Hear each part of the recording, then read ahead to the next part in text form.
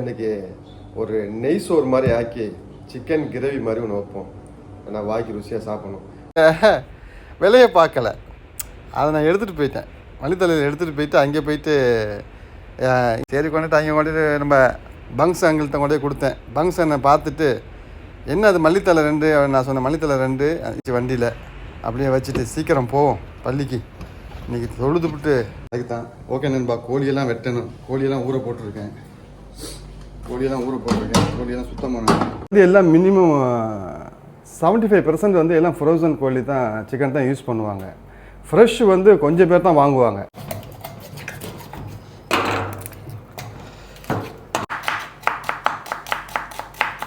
நண்பா, சில பேர் இந்த வெங்காயம் வெட்டுறப்ப அடிக்கடி இந்த கையை வெட்டிக்கிடுவாங்க. இதுக்கு ஒரு ட்ரிக்ஸ் இருக்குது. நீங்கள் இப்படி வச்சு வெட்டக்கூடாது, இப்படி வச்சு வெட்டக்கூடாது.